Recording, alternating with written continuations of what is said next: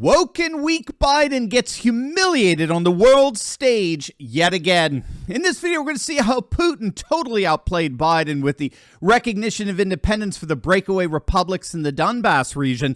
We're going to see how the Brandon regime continues to bungle the entire situation. And stick with me to the very end of this video when I'll reveal what's really going on with Russia and what their plans are for the future. You are not going to want to miss this. Greetings, everyone. Dr. Steve here with you. Great to be with you. As always, I am your daily fake news antidote, your Patriot professor, helping to think better so you can feel better in these crazy and turbulent times. So if you haven't already done so, you know what to do. Make sure to smack that bell and subscribe button. Before we begin, gang, as many of you know, tickets for our rhino hunting virtual conference boot camp have all sold out. I'm so sorry. For those of you who did register, March 5th is going to be absolutely amazing. We're going to do a deep dive into what we can all do to get rid of rhinos and elect tons of patriots all across the nation. But Rhino Hunting Month does continue on this channel for the entire month of February. For those of you who missed tickets for upcoming Rhino Hunting Boot Camp, you can still support the fight through my Change America initiative. Click on that link below or go to change.turleytalks.com to help fight rhinos and support patriots running for office with a daily roundup of your purchases to the nearest dollar. And as a thank you, if you sign up with our Change America program, we're going to give you free access to my weekly exclusive Monday night live streams. You're going to absolutely love it. We had a great one last night. So make sure to click on that link below right now and support patriots, all while defeating rhinos all across the country. Click on the link or visit change.turleytalks.com, and let's make these upcoming midterms the biggest red wave ever. All right, gang, let's dive right in here. Look at this headline. This is from back in January this year, but I think it sums up the Biden regime so well. Woke and weak. Biden punishes Americans and emboldens our adversaries. The same title could have been written for Canada's soy boy dictator, Justin Trudeau. Woke and weak. I cannot think of a better summation of the Brandon regime. And last night, perhaps more than ever, proved it. Once again, under Biden's watch, just like Crimea when he was vice president, once again, the world was just remade in Russia's image. As I'm sure you all know by now, Russian President Vladimir Putin officially recognized the independence of two breakaway republics in the Ukrainian Donbas region. In an hour-long speech to his nation, Putin outlined his rationale for the recognition, which was the breakdown of what are called the Minsk Accords, which sought to broker a peace agreement between Kiev and the two breakaway regions, Donetsk and Luhansk.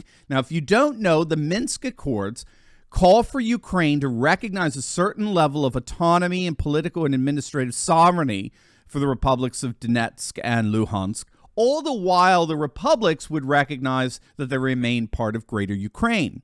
Unfortunately, Ukrainian forces have not complied with that agreement. Shelling in the Donbas region has continued uninterrupted. Ukraine has imposed some pretty harsh blockades on the two breakaway regions. And so as a result, Donetsk and Luhansk have implored Russia for protection against Ukrainian aggression. And we now see the results. Russia has answered those requests in the affirmative and has officially recognized the breakaway regions as independent sovereign republics. Celebrations were kicked off in both Donetsk and Luhansk right after Putin's speech, and reports of Russian troops entering the regions came even during Putin's speech. So the global political order changed last night, and the question now is, what sense should we make of what happened and what's happening? Obviously, fundamentally, we now know what the whole troop buildup was all about at the Ukrainian border. As it turns out, it was not about what Biden was claiming. Russia had no plans of driving tanks into Kiev. Instead, the military buildup was Russia's response to the collapse of the Minsk Accords, which I have been arguing for 3 months on this channel. This is now my 4th or 5th video on Russia and Ukraine over the course of the last few months. And if you've been with me these last several weeks, you'll know that I've been consistently arguing for the centrality of the collapse of the Minsk agreement in this entire scenario. It's so sad because you're not going to hear anything about the Minsk Accords from Fox. You're not going to hear anything from CNN and MSNBC. You're just going to hear about what a mean, tyrannical dictator thug Putin is. And thank God we don't have anyone even remotely like him in Ottawa, for example. But the troop buildup was to put teeth behind the planned recognition of independence for the breakaway regions in response to Ukraine's breaking of the Minsk Accords. And this obviously totally caught Biden off guard. We didn't hear anything like this from our pathetic prognosticators who were obsessed with the vision of Putin sending tanks into Kiev.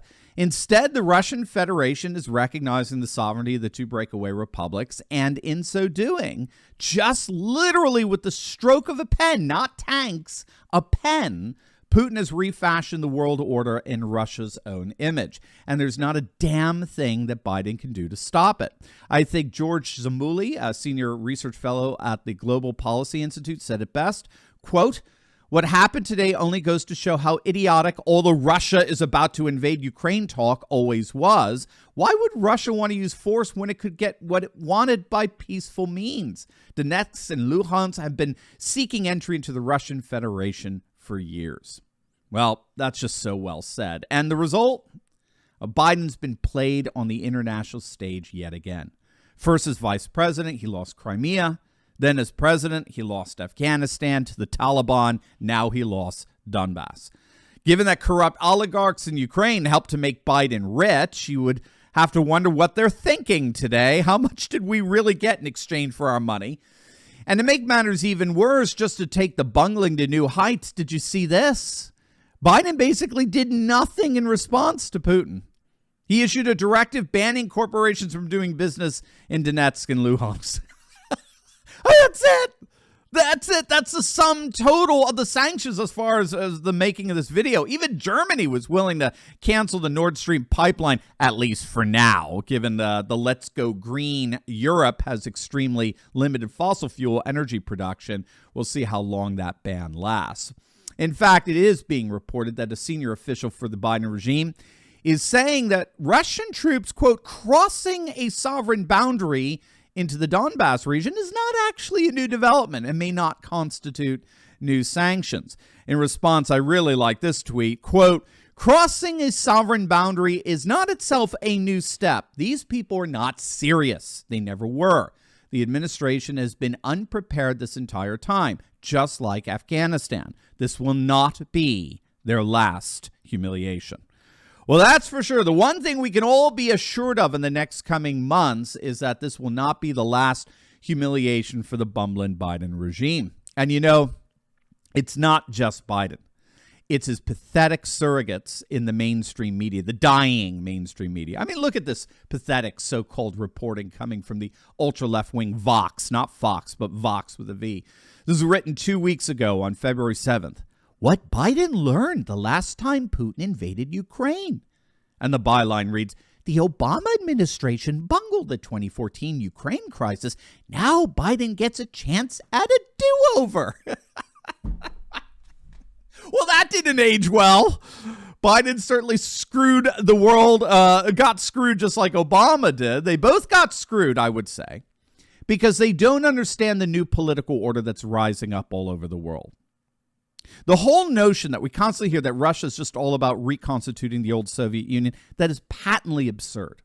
How does Putin want to build up the old Soviet Union while at the same time financing the reconstruction of the Russian Orthodox Church? They're completely contradictory dynamics. Russia is rebuilding itself, no question, but not according to the defunct modern industrialist model of the Soviet Union, but now according to a revived Neo-Byzantium.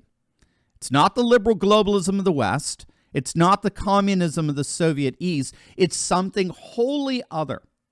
According to the Russian Orthodox Patriarch Kirill, Russia is actively building the foundation for a renewed global Christian civilization.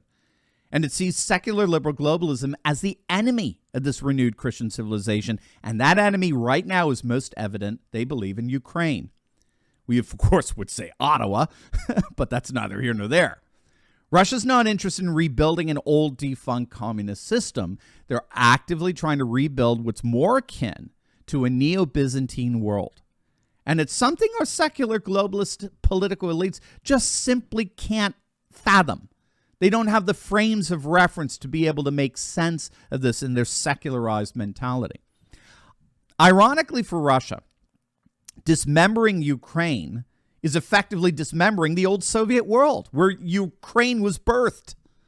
And for right or for wrong, this neo-Byzantine world-building project just got a lot bigger last night. So obviously, we'll keep our eyes glued on how things develop here. It's very, very difficult to try to predict exactly what's to follow. But what is very clear as of today is that Putin has once again played Biden like a fiddle. The world is moving away from the old liberal globalist order, and a new political order, one that is far more traditionalist and far more nationalist, is indeed rising. Now, before we go, you will definitely want to check out my video I just uploaded on Kamala Harris embarrassing herself once again on the world stage. That's right. The queen of the southern border has gone to Ukraine to protect their southern border, to protect their borders. And let's just say it didn't turn out so well. So make sure to click on the link and I'll see you over there. God bless.